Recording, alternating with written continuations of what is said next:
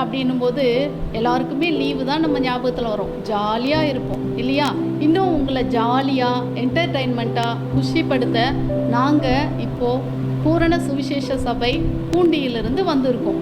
நம்ம இதில் என்னெல்லாம் பார்க்க போகிறோம் அப்படின்னு சொல்லி பார்க்கலாம். உங்களுக்கு என்னெல்லாம் பிடிக்கும்? கதைன்னா பிடிக்குமா? பாட்டுன்னா பிடிக்குமா? நடனம்னா பிடிக்குமா? இதை எல்லாமே நம்ம வரிசையாக ஒவ்வொன்றா பார்க்கலாமா? சரி, இப்போது நமக்கு லீவ் அப்படின்னு சொல்லிட்டு வரும்போது என்ன அப்படின்னா, பள்ளி விடுமுறை லீவு தான் ஞாபகம் வரும். ஆனால் நம்ம இந்த விடுமுறையில் முக்கியமாக வேதாகம பள்ளியை பற்றி நம்ம பார்க்குறோம். என்ன அப்படின்னு சொல்லி பார்த்தோம்னா சிஎஃப்சி. சிஎஃப்சி கேள்விப்பட்டிருக்கீங்களா எல்லாரும்? சிஎஃப்சின்னா என்னது? Concern for children. அதாவது சின்ன சின்ன குழந்தைங்களான உங்களுக்காக கரிசனை ஊழியம் செய்கிறாங்க இல்லையா? அதை தான் நம்ம என்ன சொல்கிறோம் அப்படின்னா சிஎஃப்சி, கன்சர்ன் ஃபார் சில்ட்ரன் அப்படின்னு சொல்கிறோம். இப்போது எங்கள் சபையில் நாங்கள் இந்த வருஷத்துக்கான கருப்பொருள் என்ன அப்படின்னு சொல்லி பார்த்தோன்னா கேளுங்கள். கேளுங்கள் அப்படின்னா நான் சொல்கிறத நீங்கள் கேட்குறீங்க இல்லையா?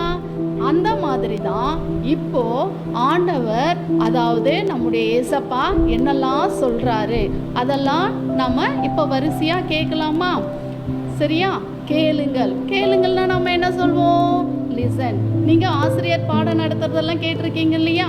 அதே போல் இப்போ நமக்காக எல்லாரும் என்ன செய்ய போகிறாங்க அப்படின்னா, நீங்கள் கேட்கறதுக்காக சின்ன சின்ன கதைகள் சொல்ல போகிறாங்க, பாடல்கள் சொல்ல போகிறாங்க, அதுவும் உங்களுக்கு நடனமாடி சொல்லி கொடுக்க போகிறாங்க. அதை நம்ம எப்போ ஜாலியாக கேட்கலாமா? சரிங்களா? இப்போ கேளுங்கள் அப்படின்னு வரும்போது நம்ம எத்தனை நாள் எடுப்போம்? வேதாகம பள்ளியில் 5 நாள் அல்லது 7 நாள் எடுப்போம் இல்லைங்களா? அதில் முதல் நாள் என்ன அப்படின்னா மனம் திரும்ப கேளுங்கள். மனம் திரும்ப கேளுங்கள். 2ஆம் நாள் என்ன அப்படின்னு சொல்லி பார்த்தோன்னா தேவ சகாயத்தை கேளுங்கள். 3ஆம் நாள் என்ன அப்படின்னு சொல்லி பார்த்தோன்னா இயேசுவின் நாமத்தில் கேளுங்கள். 4ஆம் நாள் என்ன அப்படின்னு சொல்லி பார்த்தோன்னா விசுவாசத்தோடு கேளுங்கள். 5ஆம் நாள் என்ன அப்படின்னா ஞானத்தை கேளுங்கள். 6ஆம் நாள் என்ன அப்படின்னு சொல்லி பார்த்தோம்னா ஆசீர்வாதத்தை கேளுங்கள். 7ஆவது நாளாக என்ன பார்க்க போகிறோம் அப்படின்னா நித்திய ஜீவனை கேளுங்கள். இதை எல்லாத்த பற்றியும் நம்ம மனப்பாட வசனமாக கதையாக பாடலாம். எல்லாரும் கேட்டு நம்ம என்ன பண்ணலாம்? சந்தோஷமாக இருக்கலாமா? முதல்ல நம்மளை மகிழ்விக்கிறதுக்காக என்ன பண்ணுறாங்க?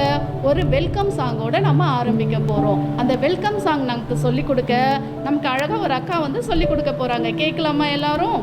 சரிங்களா? நீங்களும் சேர்ந்து நடனம் ஆடுறீங்களா? ஹாய் குட்டீஸ், செல்ல குட்டிங்க எல்லாரும் என்ன பண்ணுறீங்க? லீவில் எல்லாம் என்ஜாய் பண்ணீங்களா? எல்லாரும் ஜாலியாக இருந்தீங்களா? அக்கா என்ன பண்ணுறேன் உங்களுக்கு இப்போ ஒரு குட்டி வெல்கம் சாங் சொல்லி கொடுக்க போகிறேன். சரியா? நீங்கள் அந்த பாட்டு கேட்டு என்ன பண்ண போகிறீங்க? வீட்டில் எல்லாரும் டான்ஸ் ஆட போகிறீங்க. இந்த பாட்டு உங்களுக்கு மறக்கவே மறக்காது. ஜாலியாக இருக்கும். அழகாக எல்லாரும் என்ன பண்ண போகிறீங்க? என்ஜாய் பண்ண போகிறீங்க. ஓகே, ஸ்டார்ட் பண்ணலாமா? குஷி குஷி குஷி குஷி, பிசி பிசி பிசி பிசி, குஷி குஷி குஷி குஷி, விடுமுறை நாட்கள் வந்தால் குஷி குஷி, busy busy busy busy, CFC வந்தாலே பிசி பிசி, வருகவே வருகவே சிஎஃப்சிக்கு வருகவே, பெருகவே பெருகவே ஆசீர்வாதம் பெருகவே, வருகவே வருகவே சிஎஃப்சிக்கு வருகவே, பெருகவே பெருகவே ஆசீர்வாதம் பெருகவே. மதுரமான பாடல் பாடலாம், குதூகலமாய் நடனமாடலாம். மதுரமான பாடல் பாடலாம், குதூகலமாய் நடனமாடலாம். புதுமையான கதைகள் கேட்கலாம், விதவிதமாய் விளையாட்டு ஆடலாம். புதுமையான கதைகள் கேட்கலாம், விதவிதமாய் விளையாட்டு ஆடலாம்.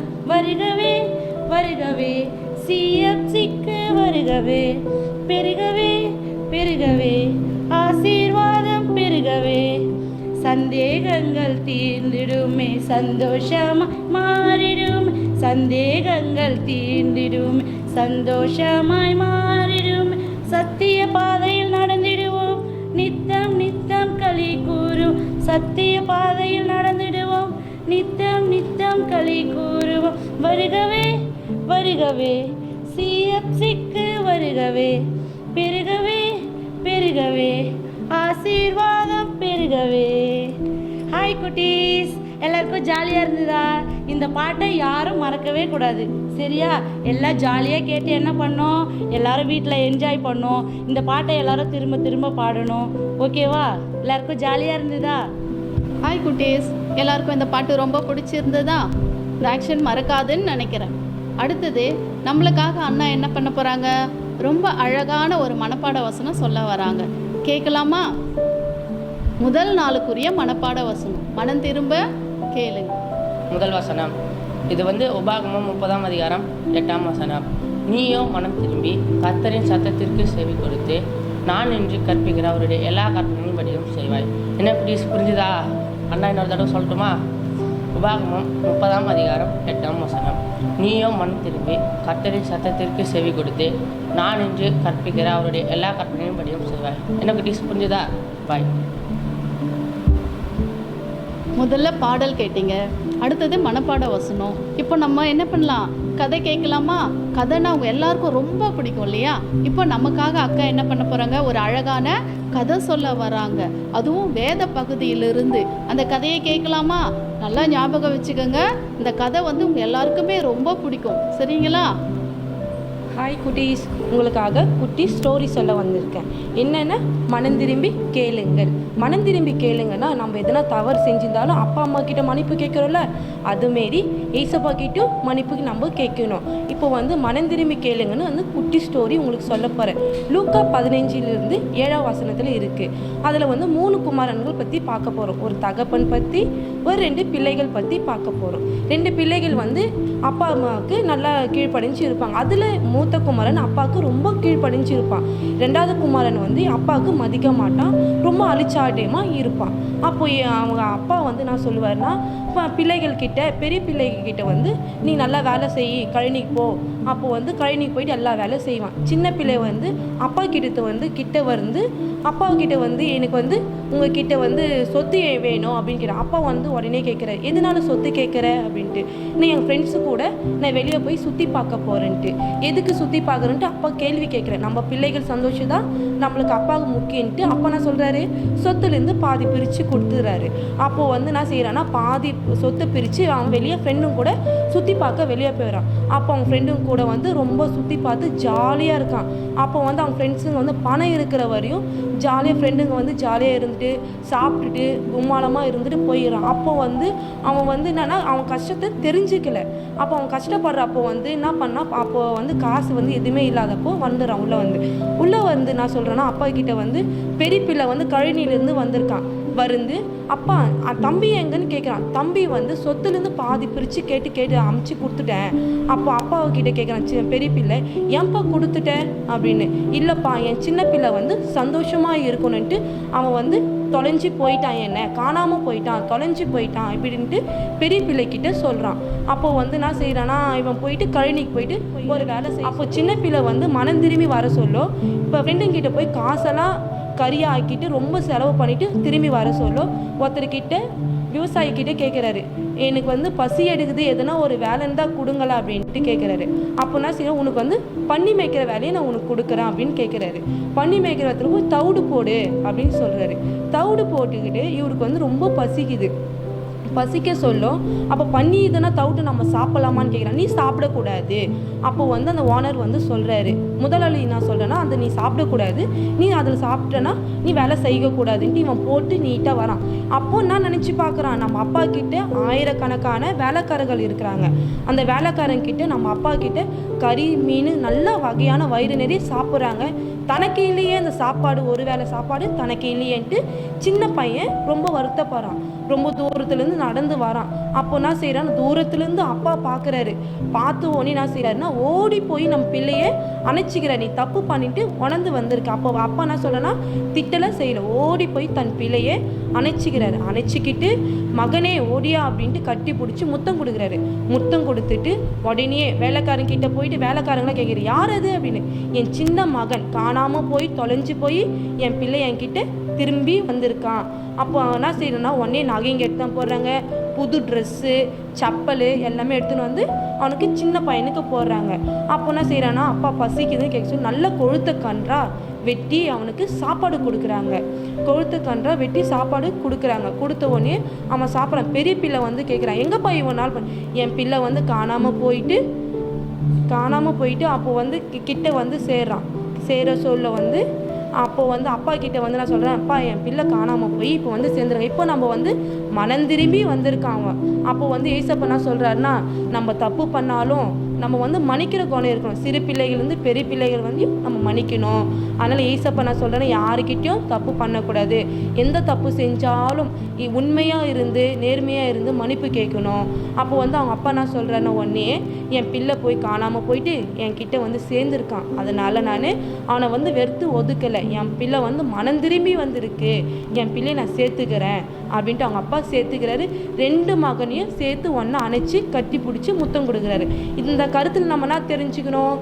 தப்பு பண்ணாலும் மன்னிப்பு கேட்கணும், அப்பா அம்மாவுக்கு கீழ்ப்படியணும், அது இல்லாத ஏசப்பாவுக்கும் கீழ்ப்படியணும், நல்ல வசனம் படிக்கணும், கதைகளும் கேட்கணும். ஓகேவா குட்டீஸ்? உங்களுக்கு பிடிச்சிருக்கா இந்த கதை? உங்கள் எல்லாருக்குமே இந்த கதை ரொம்ப பிடிச்சிருக்கும்னு நினைக்கிறேன். நம்மளுடைய வேதாகமத்தில் லூக்கா எழுதின சுவிசேஷம் 15ஆம் அதிகாரம் நீங்கள் எடுத்து படிச்சிங்கன்னா இந்த கதை ரொம்ப அழகாக கொடுத்துருப்பாங்க வேதத்தில். எப்போ நம்ம ஒரு தகப்பனுக்கு 2 பிள்ளைங்க இருக்காங்க. ஒருத்தர் வந்து மூத்த மகன், இன்னொருத்தர் இளைய மகன். இளைய மகன் வந்து தூர தேசத்துக்கு போனாலும் அவருடைய தகப்பன் வந்து என்ன பண்ணுறாரு, தவறுகள் செய்திருந்தாலும் மன்னித்து மனம் திரும்பி தன்னுடைய தகப்பனிடத்துக்கு திரும்ப வராரு. அதே போல தான் இதுக்குரிய ஒரு வசனமாக நம்ம என்ன பார்க்குறோம் அப்படின்னு சொல்லி பார்த்தோம்னா, அதாவது மனம் திரும்புகிற ஒரு பாவியின் நிமித்தம் தேவ தூதர்களுக்கு முன்பாக மிகுந்த சந்தோஷம், அதாவது பரலோகம் முழுக்கவே என்ன இருக்குமா, ஒரு சந்தோஷம் வந்து உண்டாயிருக்கும். அப்போ இங்கே அந்த இளைய குமாரன் என்ன பண்ணுறாரு, மனம் திரும்புகிறாரு. அதனால தான் மனம் திரும்ப கேளுங்கள். இதே போல் வேதத்தில் நம்ம இன்னொரு பகுதியை பார்க்கலாம். என்ன அப்படின்னு சொல்லி பார்த்தோம்னா, அப்போஸ்தலர் 9ஆம் அதிகாரத்தில் சவுல் அப்படிங்கிறவரை பற்றி நம்ம பார்க்க போகிறோம். சவுல் அப்படிங்கிறவர் யார் அப்படின்னா, ஒரு பாவியான மனுஷன். ஆண்டவரே சொல்லிட்டாரு, இந்த உலகத்தில் பாவம் செய்யாத மனுஷங்களே இல்லை அப்படின்னு. ஏன்னா என்னுடைய தாய் பாவத்திலே என்னை கர்ப்பம் தரித்தாள் அப்படின்னு சொல்லி நம்ம பார்க்குறோம். ஏசப்பா ஒருவரை தவிர இந்த உலகத்தில் எல்லாருமே நம்ம பாவியான மனுஷங்க தான். நாம் என்ன பண்ணோம், மனம் திரும்பி ஆண்டவரிடத்துல கேட்கணும். இப்போ நம்ம சவுலை பற்றி பார்க்க போகிறோம். சவுல் அப்படிங்கிறவர் என்ன பண்ணுவார் அப்படின்னு சொல்லி பார்த்தோம்னா, நம்ம கிறிஸ்துவை பின்பற்றுகிறவர்களை, அதாவது அவருடைய வசனத்தை சொல்லுகிறவர்களை என்ன பண்ணுவார் அப்படின்னா, கட்டி கொண்டு போய் அந்த எருசலேமில் அவர்களை என்ன பண்ணுறது, கொலை செய்கிறது தான் அவருடைய நோக்கம். என்ன பண்ணார், அதே போல் நிறைய பேரை இந்த மாதிரி கட்டி கொலை செய்கிறதுக்காக என்ன பண்ணார், அதிகாரியில் எடுத்துகிட்டு போயிட்டு என்ன பண்ணுறாரு அப்படின்னா, நிருபங்களை கேட்டு வாங்கிட்டு வந்தார். அப்படி வாங்கிட்டு வரும்போது திடீர்னு என்ன ஆகுதுன்னா, அவரை சுற்றி ஒரு நிறைய ஒளி வந்து பிரகாசித்தது. அந்த ஒளியை பிரகாசித்ததும் அவர் என்ன பண்ணார், மயங்கி கீழே விழுந்துட்டார். அவர் அப்படி கீழே விழும்போது என்ன ஆயிடுச்சுன்னா, உடனே அவர் சொன்ன வார்த்தை என்ன தெரியுமா, ஆண்டவரே நீர் யார் அப்படின்னு சொல்லி கேட்டார். ஆண்டவரே நீர் யார், நீங்கள் என்ன சொல்கிறீங்க அதை நானே கேட்குறேன். அந்த நிமிஷத்தில் மனம் திரும்பினவர் தான் சவுல். அப்போ அவர் 3 நாள் வந்து என்ன பண்ணார், இரவும் பகலும் பார்வை இல்லாதவராக இருந்தார். அப்போ ஆண்டவர் என்ன பண்ணுறாருனா, அவருக்கு சுகம் கிடைக்கிறதுக்காக தமஸ்கு அப்படிங்கிற ஊரில் அனன்யா அப்படிங்கிற ஒரு மனுஷனை ஆண்டவர் என்ன பண்ணார், சீஷரை தெரிஞ்சுக்கிட்டாரு. என்னன்னா, அனன்யா கிட்ட போயிட்டு ஆண்டவர் பேசுகிறாரு. என்னன்னா, அதாவது இதே போல் சவுல் அப்படிங்கிற ஒருத்தர் இருக்காரு, அப்படி அவரை போய் நீ என்ன பண்ணணும், இப்போ என்ன நோக்கி ஜபம் பண்ணி கொண்டு இருக்கிறான், அதனால நீ அவங்கிட்ட போய் என்ன செய்யணும், அவனுக்கு அவன் மேலே கையை வைத்து அவனுக்கு சுகத்தை கொடு அப்படின்னு சொல்கிறாரு. அப்போ அவன் மேல் கை வச்சு சுகம் கொடுக்கும்போது அனன்யா ஏற்கனவே இந்த சவுலை பற்றி கேள்விப்பட்டிருக்கிறாரு. உடனே ஆண்டவர்கிட்ட சொல்கிறாரு, ஆண்டவரே நான் சவுலை பற்றி கேள்விப்பட்டிருக்கேன், அவர் ரொம்ப பாவியான மனுஷனாச்சே, அவருக்கு போய் என்னை சுகம் கொடுக்க சொல்கிறீங்களா அப்படிங்கிறாரு. அதுக்கு ஆண்டவர் சொல்கிறாரு, நீ சவுல் அப்படிங்கிறவர் என்ன அப்படின்னா, நான் வந்து தெரிந்து கொண்ட பாத்திரம் அப்படின்னு சொல்கிறாரு. எதுக்காக தெரிஞ்சு கொண்டாராம் அப்படின்னா, ராஜாக்களுக்கும் அதுக்கப்புறம் அதிகாரிகளுக்கும் இஸ்ரவேல் புத்திரருக்கும் என்னை பற்றி சொல்லக்கூடிய ஒரு பாத்திரமாக நான் தெரிந்து கொண்டேன், அதனால போய் நீ என்ன பண்ணு, சுகம் கொடுன்னு சொல்கிறாரு. அப்போ மனம் திரும்புகிறவர் தான் யார் அப்படின்னா சவுல். சவுலோட பேர் தான் நம்ம பவுல் அப்படின்னு சொல்லிட்டு அடுத்து வேதத்தில் வாசிக்கிறோம். அடுத்தது நம்ம இந்த சிஎஃப்சிக்கான கருப்பொருளை வரிசையாக நமக்காக ஒரு சின்ன அண்ணா சொல்ல போகிறாங்க, கேட்கலாமா? மனம் திரும்பி கேளுங்கள், தேவ சகாயத்தை கேளுங்கள், இயேசுவின் நாமத்தையும் கேளுங்கள்.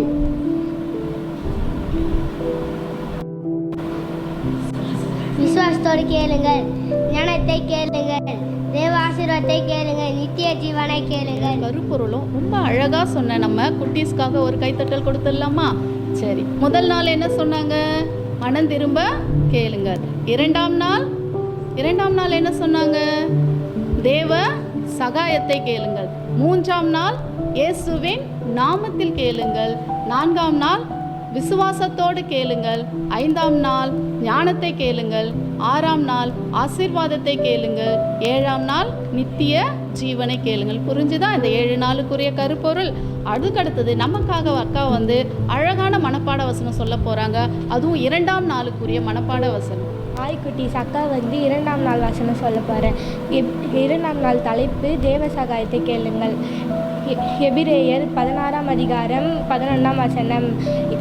ஆதலால் நாம் இரக்கத்தை பெறவும் ஏற்ற சமயத்தில் சகாயம் செய்யும் கிருபையை அடையவும் தைரியமாய் கிருபாசன தண்டையிலே சேர கடவும். இன்னொரு வாட்டி புரிஞ்சுதா குட்டீஸ்? அக்கா இன்னொரு வாட்டி சொல்லவா? எபிரேயர் 16ஆம் அதிகாரம் 11ஆம் வசனம். ஆதலால் நாம் இரக்கத்தை பெறவும் ஏற்ற சமயத்தில் சகாயம் செய்யும் கிருபையை அடையவும் தைரியமாய் கிருபாசன தண்டையிலே சேர கடவும். ஆமேன். பாய். மனப்பாட வசனம் 2ஆம் நாள் தேவ சகாயத்தை கேளுங்கள். நம்முடைய சகாயம் எங்க இருக்கு தெரியுமா? நம்முடைய சகாயம் வானத்தையும் பூமியையும் உண்டாக்கிய நம்முடைய கர்த்தராகிய இயேசுவின் இடத்தில் உள்ளது. அதுதான் சங்கீதம் 124 அதிகாரம் 8வது வசனத்தில் நம்ம பார்க்குறோம். நம்முடைய சகாயம் வானத்தையும் பூமியையும் உண்டாக்கிய கர்த்தருடைய நாமத்தில் உள்ளது. அதுக்கு அடுத்தது நம்ம பார்த்தோம்னா இயேசுவின் நாமத்தில் கேளுங்கள். இதற்குரிய மனப்பாட வசனம் சொல்ல வராங்க. ஆகாசனா கேட்கலாமா? ஹாய் குட்டீஸ், அண்ணா வந்து வசனம் சொல்ல போகிறேன், எல்லாம் கேளுங்க. உபாகம் 30ஆம் அதிகாரம் 8ஆம் வசனம். நீயும் மனம் திரும்பி கர்த்தரின் சத்தத்துக்கு செவி கொடுத்து நான் இன்று உனக்கு கற்பிக்கிற அவர் எல்லாம் கற்பன்படியும் செய்வாய். புனித குட்டீஸ், அண்ணா ஒன்று வாடி சொல்கிறேன். உபாகம் 30ஆம் அதிகாரம் 8ஆம் வசனம். நீயும் மனம் திரும்பி கர்த்தரின் சத்தத்துக்கு செவி கொடுத்து நான் இன்று உனக்கு கற்பிக்கிற அவர் எல்லாம் கற்பன்படியும் செய்வாய். ஆமீன். பை குட்டீஸ். இயேசுவின் நாமத்தில் கேளுங்கள். இதில் நம்ம பார்த்தோம்னா இயேசுவின் நாமத்தில் பைபிளில் வேதத்தில் அழகாக ஒரு வசனம் இருக்குது. மெய்யாகவே நான் உங்களுக்கு சொல்லுகிறேன், நீங்கள் என் நாமத்தினாலே பிதாவினிடத்தில் கேட்டுக்கொள்வது எதுவோ அதை அவர் உங்களுக்கு செய்வார் அப்படின்னு சொல்லிட்டு நம்ம வேதத்தில் பார்க்குறோம். அது மட்டும் இல்லை, வேதத்தில் ஒரு சின்ன கதையில் பார்த்தோன்னா ஒரு தகப்பன் தன்னோட பிள்ளைய கூட்டிக்கிட்டு அங்கே வராரு. எங்கே அப்படின்னா ஏசப்பாவின் இடத்தில் வராரு. ஏசப்பா என்ன பண்ணுறாரு? அவர் பிறந்த நாள் முதல் 3.5 வருடம் என்ன பண்ணுறாரு அப்படின்னா ஊழியம் செய்கிறாரு. அதாவது அவர் ஊழியம் செய்யும்போது அங்கே அநேக அற்புதங்களை வந்து அவர் செஞ்சுட்டு வராரு. என்னென்ன அற்புதங்கள் அப்படின்னு சொல்லி பார்த்தோம்னா, அதாவது ஊமையானவர்களை பேச வைக்கிறாரு, செவிடர்களை கேட்க வைக்கிறாரு, முடவர்களை நடக்க வைக்கிறாரு. ஸோ இதை கேள்விப்பட்ட ஒரு தகப்பன் என்ன பண்ணுறாரு? ஆண்டவர் இடத்துல வராரு. அப்படி வரும்போது அவருடைய சீஷர்கள் என்ன பண்ணுறாங்கன்னா அங்கே ஒரே சத்தம் போட்டுக்கிட்டு இருக்காங்க. என்ன பண்ணுறாங்க? சத்தம். ஆண்டவர் வந்து என்ன பண்ணல, அவர் தனியாக ஊழியம் செய்யலை. அவரோடு சேர்ந்து ஊழியம் செய்வதற்காக 12 பேரை ஆண்டவர் என்ன பண்ணுறாரு? தேர்ந்தெடுத்தாரு. அதை தான் நம்ம அவருடைய சீஷர்கள் அப்படின்னு சொல்கிறோம். அவங்க சீஷர்களும் என்ன பண்ணாங்க? ஆண்டவர் எப்படி ஊழியம் செய்தாரோ அதே போல் அவர்களும் ஊழியம் செய்வதற்காக தெரிஞ்சு கொண்டாரு. ஆனால் இங்கே பார்த்தோன்னா அந்த தகப்பனுக்கு ஒரு குமாரன் இருக்கான். அந்த குமாரன் வந்து பிறந்த நாள் முதல் சப்பானியாய், அதாவது அவனால் கால் ஊன்றி எழுந்து நிற்கவே முடியாது. அப்போ அவன் உட்காந்துக்கிட்டே இருப்பான். அப்போ அது என்ன பண்ணுறாரு அப்படின்னு சொல்லி பார்த்தோன்னா அவனை ஏசப்பா இடத்துல கொண்டு வராங்க. அப்போ ஏசப்பா இடத்துல கொண்டு வரும்போது என்ன பண்ணுறாங்க? அவர் வந்து சுகம் கொடுக்குறாரு. அப்போ அவனுக்கு சுகம் கிடைச்சது என்ன பண்ணுறாரு? ஆண்டவரை வந்து மகிமைப்படுத்துகிறாங்க. நாமளும் அதே போல் ஏசப்பாவோட நாமத்தில் என்னெல்லாம் கேட்குறோமோ அதெல்லாம் நம்ம பெற்றுக்கொள்வோம் அப்படின்னு சொல்லி விசுவாசிக்கணும். அடுத்தது 4ஆம் நாளுக்குரிய கருப்பொருள் என்ன அப்படின்னா விசுவாசத்தோடு கேளுங்கள். விசுவாசத்தோடு கேளுங்கள் அப்படின்னா நம்ம எதை கேட்டாலும் ஆண்டவர் இடத்துல என்ன பண்ணணும்? விசுவாசத்தோடு கேட்கணும். என்ன கேட்கணும்? விசுவாசம் அப்படின்னா முதல்ல என்ன? விசுவாசம்னா என்ன? நம்பிக்கை சொல்லலாம். விசுவாசம் அப்படிங்கிறது என்னது? நம்பிக்கை. அப்போது விசுவாசம் அப்படின்னா நாம் வேதத்தில் என்ன வாசிக்கிறோம் அப்படின்னா விசுவாசமானது நம்பப்படுகிறவைகளின் உறுதியும் காணப்படாதவைகளின் நிச்சயமுமாய் இருக்கிறது. அப்போது விசுவாசிக்கிறவனுக்கு வந்து எல்லாம் கூடும் அப்படின்னு சொல்லிட்டு என்ன சொல்கிறாரு? ஆண்டவர் வந்து சொல்கிறாரு. இப்போ வேதத்தில் நம்ம இன்னொரு பகுதியை பார்க்குறோம். என்ன அப்படின்னு சொல்லி பார்த்தோம்னா, ஒரு ஜெப ஆலய தலைவன் இருக்கிறாரு. அந்த ஜெப ஆலய தலைவனுடைய பேர் என்ன அப்படின்னா யவீரு.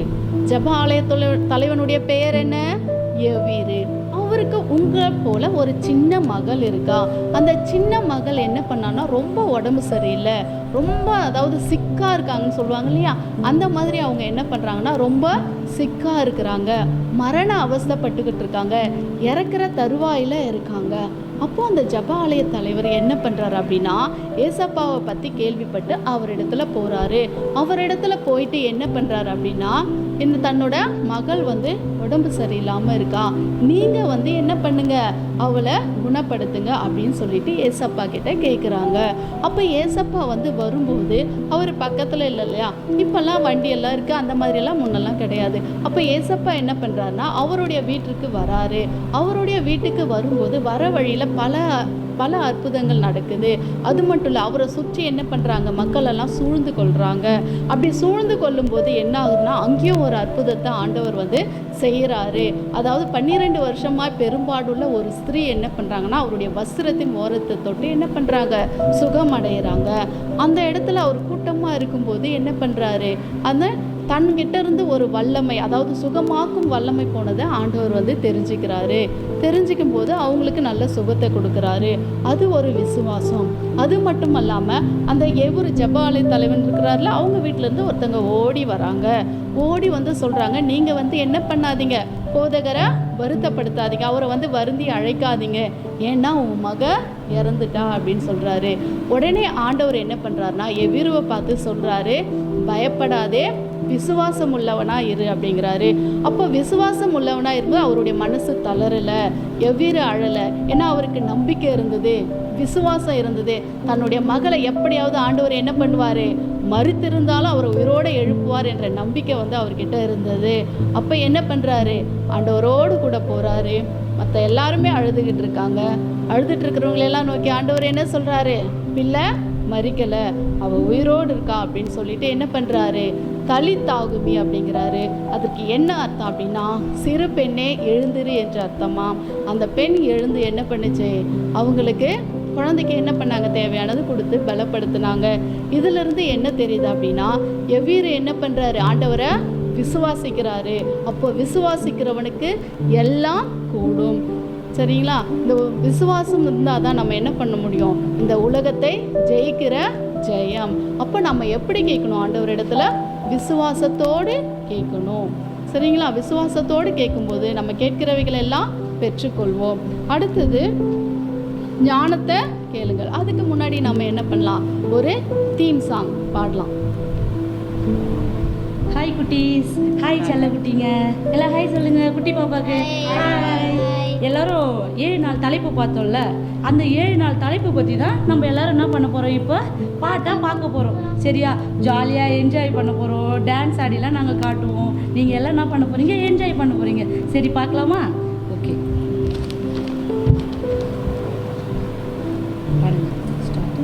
ஜிஞ்சனக்கா ஜிஞ்சனக்கா ஜிகா ஜிகா, சரிங்களா? என்ஜாய் பண்ணு. ஜிஞ்சனக்கா ஜிஞ்சனக்கா ஜிகா ஜிகா, ஜிஞ்சனக்கா ஜிஞ்சனக்கா ஜிகா ஜிகா, ஹோய் ஜிஞ்சனக்கா ஜிஞ்சனக்கா ஜிகா ஜிகா. தம்பி கேளு தங்கை கேளு ஏசப்பாவிடம் கேளு, தம்பி கேளு தங்கை கேளு ஏசப்பாவிடம் கேளு. கேளுங்க கேளுங்க பதில் கிடைக்கும் நிச்சயம், கேளுங்க கேளுங்க பதில் கிடைக்கும் நிச்சயம், கேளுங்க கேளுங்க பதில் கிடைக்கும் நிச்சயம், கேளுங்க கேளுங்க பதில் கிடைக்கும் நிச்சயம். ஜிஞ்சனக்கா ஜிஞ்சனக்கா ஜிகா ஜிகா ஹோய், ஜிஞ்சனக்கா ஜிஞ்சனக்கா ஜிகா ஜிகா ஹோய். மன திரும்ப கேளுங்க, சகாயம் அதை கேளுங்க, ஞானத்தை கேளுங்க, இயேசுவின் நாமத்தில் கேளுங்க. மன திரும்ப கேளுங்க, சகாயம் அதை கேளுங்க, ஞானத்தை கேளுங்க, இயேசுவின் நாமத்தை கேளுங்க. ஜிஞ்சனக்கா ஜிஞ்சனக்கா ஜிகா ஜிகா ஹோய், ஜிஞ்சனக்கா ஜிஞ்சனக்கா ஜிகா ஜிகா ஹோய். நன்மையை கேளுங்க, விசுவாசம் கேளுங்க, ஆசீர்வாதம் கேளுங்க, நித்திய ஜீவனை கேளுங்க. நன்மையை கேளுங்க, விசுவாசம் கேளுங்க, ஆசீர்வாதம் கேளுங்க, நித்திய ஜீவனை கேளுங்க. ஜிஞ்சனக்கா ஜிஞ்சனக்கா ஜிகா ஜிகா ஹோய், ஜிஞ்சனக்கா ஜிஞ்சனக்கா ஜிகா ஜிகா ஹோய். ஹாய் குட்டீஸ், ஹாய் பாய். பாய். ஆண்டவர் சொல்கிறது என்ன அப்படின்னா ஞானம்தான். அதாவது இந்த உலகத்தில் ஞானம்தான் ரொம்ப முக்கியம். கர்த்தர் ஞானத்தை தருகிறார், அவர் வாயினின்று அறிவும் புத்தியும் வரும் அப்படின்னு சொல்லி பார்க்குறோம். ஆண்டவர் இடத்துல அடுத்ததான் நம்ம என்ன கேட்கணும்? ஞானத்தை கேட்கணும். அதனால தான் வேதத்தில் யாக்கோபு 1ஆம் அதிகாரம் 5வது வசனம் என்ன சொல்லுது? ஞாபகம் இருக்கா? நமக்கு எல்லாரும் சொல்லி கொடுக்குற மனப்பாட வசனம் தான். உங்களில் ஒருவன் ஞானத்தில் குறை உள்ளவனாய் இருந்தால் யாவருக்கும் சம்பூர்ணமாய் கொடுக்கிறவரும் ஒருவரையும் கடிந்து கொள்ளாதவருமாகிய தேவனிடத்தில் கேட்க கடவன், அப்பொழுது அவனுக்கு கொடுக்கப்படும் அப்படின்னு சொல்கிறாரு. வேதத்தில் நம்ம நிறைய ஞானவான்களை பார்க்குறோம்.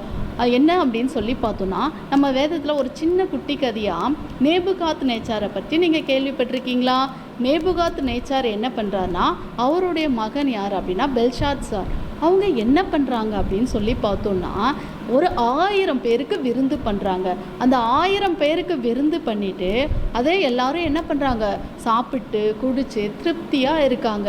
அது மட்டும் இல்லை, அது போதாது அப்படிங்கிறதுக்காக எருசலேம் ஆலயத்தில் இருக்கக்கூடிய பொண்ணு வெள்ளி இதால் செஞ்ச பாத்திரங்களெல்லாம் எடுத்துகிட்டு வந்து ரொம்ப சந்தோஷமாக மகிழ்ந்துக்கிட்டு இருக்காங்க.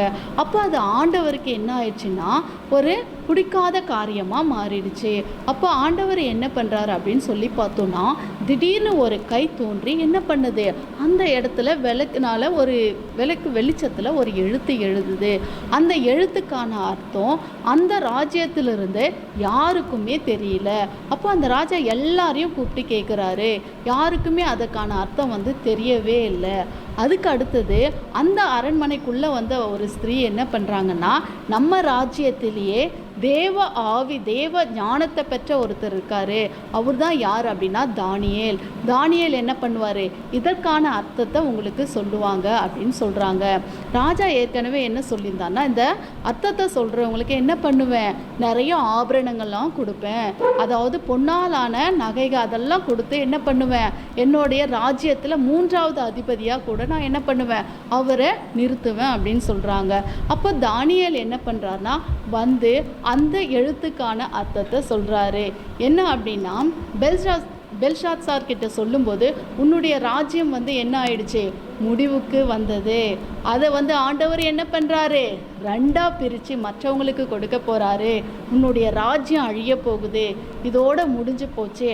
உன்னுடைய செய்கைகள் ஆண்டவருக்கு என்ன இல்லை? பிரியமா இல்லை அப்படின்னு சொல்லிட்டு சொல்கிறாங்க. அப்போ என்ன ஆகுதுன்னா, தானியேலுக்கு என்ன பண்ணுறாரு? நிறைய நகைகளை கொடுக்குறாரு. அவர் சொன்ன மாதிரியே அதிபதியும் ஆக்குறாரு.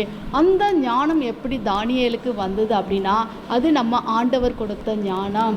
சரிங்களா? அந்த ஞானத்தை பெற்றுக்கொண்டாதான் என்ன பண்ணுறாரு?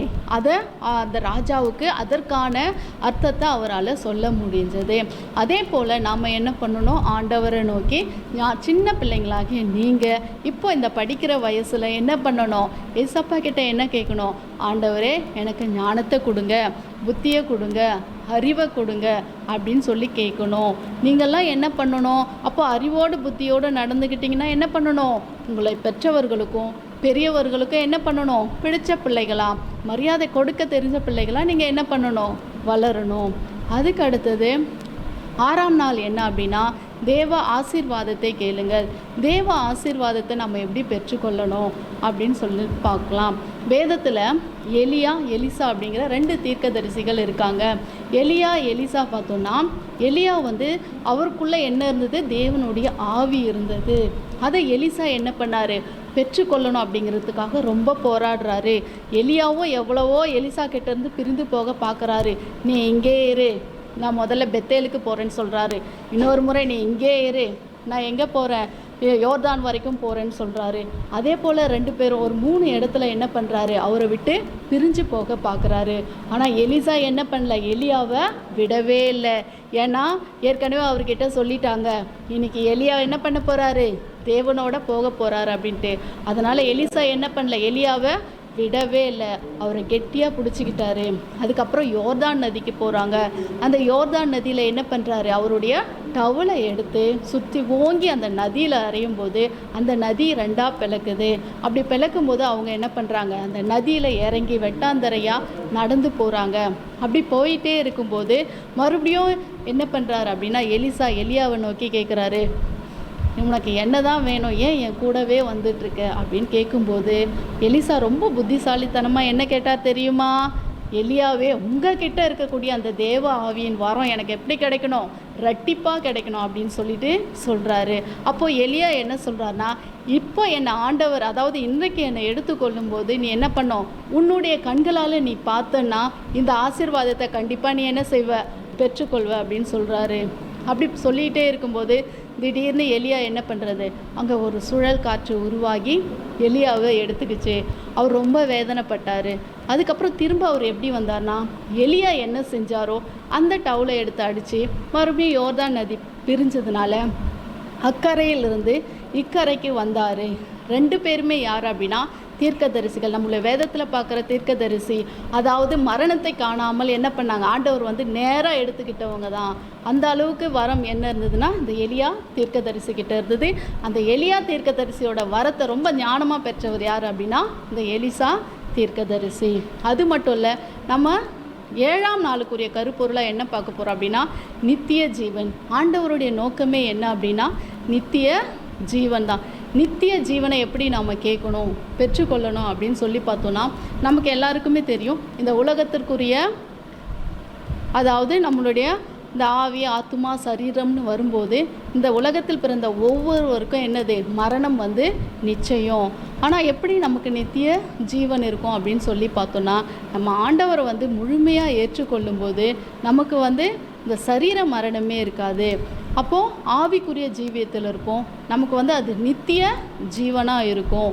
சரிங்களா, புரிஞ்சுதா? இந்த 7 நாளுக்குரிய கருப்பொருள். இப்போ லாஸ்ட்டாக என்ன பார்த்தோம், ஞானத்தை கேட்கணும், அதுக்கு அடுத்தது ஆசீர்வாதத்தை கேட்கணும், அதுக்கப்புறம் ஆண்டவரிடத்துல நித்திய ஜீவனை கேட்கணும்.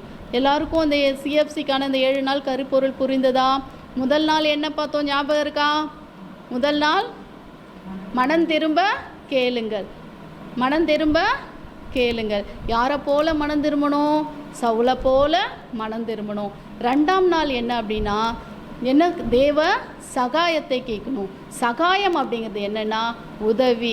நமக்கு எந்த ஒரு சூழ்நிலையிலையும் யாருடைய உதவியை தான் கேட்கணும், ஆண்டவருடைய உதவியை தான் கேட்கணும்.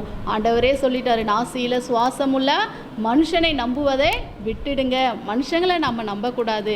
நம்மளுடைய தேவை எதுவாக இருந்தாலும், நம்முடைய உதவி எதுவாக இருந்தாலும், நம்முடைய சகாயம் யாரை நோக்கி தான் இருக்கணும், ஆண்டவர் இடத்துல கேட்குறதா இருக்கணும். தேவ சகாயத்தை கேளுங்கள். 3ஆம் நாள் என்னது, 3ஆம் நாளுக்கான கருப்பொருள் என்னது, நம்ம எதை கேட்டாலும் அதை என்ன பண்ணணும், இயேசுவின் நாமத்தில் கேட்கணும். அப்போ ஆண்டவருடைய நாமத்தில் கேட்கும்போது சின்ன பிள்ளையான உங்களுக்கு ஜெபம் பண்ண சொல்லி கொடுத்துருப்பாங்க இல்லையா? நம்ம என்ன கேட்டாலும் ஜெபம் பண்ணும்போது கடைசியாக நம்ம எப்படி முடிப்போம், மீட்பர் இயேசுவின் மூலம் ஜெபம் கேளும் ஜீவனுள்ள நல்ல பிதாவே. அப்போ நம்ம யார் மூலமாக தான் பிதாவின் இடத்துல கேட்க முடியும்? நமக்கு இடையில யார் தான் நம்மளுடைய அதாவது நம்மளுடைய ஜபத்தை கொண்டு போய் சேர்க்க முடியும் அப்படின்னா ஏசப்பா மூலமாக தான். அதனால தான் இயேசுவின் நாமத்தில் கேளுங்கள். அதுக்கப்புறம் 4ஆம் நாள் கருப்பொருள் என்ன அப்படின்னா விசுவாசத்தோடு கேட்கணும். நம்ம எதை கேட்குறோமோ அதை நம்ம பெற்றுக்கொள்வோம் அப்படிங்கிற விசுவாசத்தோடு ஆண்டவரிடத்துல கேட்கணும். விசுவாசத்தோடு கேளுங்கள். விசுவாசிக்கிறவனுக்கு எல்லாம் கூடும் இல்லையா? ஆண்டவரே சொல்லிட்டார், உன் விசுவாசத்தின்படி உனக்காக கடவுது. நீ என்ன நினைக்கிறையோ அதுதான். அதனால் நம்ம விசுவாசிக்கிறவர்களுக்கு எல்லாமே கூடும், விசுவாசிக்கிறவர்களுக்கு கூடும். விசுவாசத்தோடு கேட்கணும். சரிங்களா? அடுத்தது 5ஆம் நாள் எப்படி கேட்கணும், ஆண்டவரிடத்துல என்ன கேட்கணும், ஞானத்தை கேட்கணும். நம்ம ஞானத்தை கேட்கணும் இல்லைங்களா?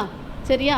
சின்ன பிள்ளைங்க உங்களுக்குரிய இப்போதைக்கு என்னது, உங்களுக்கு படிப்பு தான், அறிவு தான், ஞானம். அதை ஞானத்தை கேளுங்கள். அதுக்கப்புறம் 5ஆம் நாள் ஞானத்தை கேளுங்கள். 6ஆம் நாள் தேவ ஆசீர்வாதத்தை கேட்கணும். ஆண்டவருடைய ஆசீர்வாதம். ஆசீர்வாதம்னா எல்லாம் நல்ல பணக்காரங்களாக வசதியாக இருக்கிறது அப்படின்னு நினச்சிக்கிறோம். அப்படி இல்லை. ஆசீர்வாதம், ஆண்டவருடைய ஆசீர்வாதம் இருந்ததுன்னா அது நமக்கு வித்தியாசமாக இருக்கும். மற்றவர்களோடு ஒப்பிட்டு பார்க்கும்போது அது வேறு மாதிரி இருக்கும். ஆண்டவருடைய ஆசீர்வாதம் இருந்தாலே நமக்கு போதும். ஆண்டவருடைய ஆசீர்வாதத்தை கேட்கணும். அதுக்கப்புறம் நித்திய ஜீவனை கேட்கணும். இந்த உலகத்தில் நம்ம மரித்தாலும் ஆண்டவரிடத்தில் போய் இருக்கணும். 7ஆம் நாள் நித்திய ஜீவனை கேளுங்கள். எல்லாம் புரிஞ்சுதா பிள்ளைங்களே? இப்போ நாம் என்ன செய்ய போகிறோம் கடைசியாக அப்படின்னா, எல்லாரும் சேர்ந்து உங்களுக்காக ஒரு பாடல் பாடுவோம். கேட்கலாமா? விட்டு கொடுக்காதவர், என்னை நடத்துகின்றவர், என்னை பாதுகாப்பவர், என் நேசர் நீரே. என்னை விட்டு கொடுக்காதவர், என்னை நடத்துகின்றவர், என்னை பாதுகாப்பவர், என் நேசர் நீரே. நான் வழி மாறும்போது என் பாதை காட்டினீர், என்னால் முடியாத போது என்னை தூக்கி நடத்தினீர். நான் வழி மாறும்போது நீ பாதை காட்டினீர், என்னால் முடியாத போது என்னை தூக்கி நடத்தினீர். என்னை விட்டு கொடுக்காதவர், என்னை நடத்துகின்றவர், என்னை பாதுகாப்பவர், என் நேசர் நீரே. நான் பாவம் செய்த போது என்னை உணர்த்தி நடத்தினீர், உம்மை நோகடித்த போது உம் கிருபையால் மன்னித்தீர். நான் பாவம் செய்த போது என்னை உணர்த்தி நடத்தினீர், உம்மை நோகடித்த போது உம் கிருபையால் மன்னித்தீர். என்னை விட்டு கொடுக்காதவர், என்னை நடத்துகின்றவர், என்னை பாதுகாப்பவர், என் நேசர் நீரே.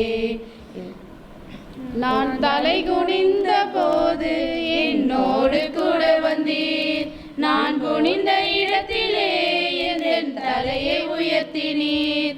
நான் தலை குனிந்த போது என்னோடு கூட வந்தீர், நான் குனிந்த இடத்திலே என் தலையை உயர்த்தினீர். என்னை விட்டு கொடுக்காதவர், என்னை நடத்துகின்றவர், என்னை பாதுகாப்பவர், என் நேசர் நீரே. என்னை விட்டு கொடுக்காதவர், என்னை நடத்துகின்றவர், என்னை பாதுகாப்பவர், என் நேசர் நீரே. இந்த பாடல் உங்கள் எல்லாருக்குமே பிடிச்சிருந்ததா? சரி, இந்த எங்கள் சபையின் சார்பாக அனைவருக்கும் நன்றியை தெரிவித்துக்கொண்டு விடைபெறுகிறோம். நன்றி.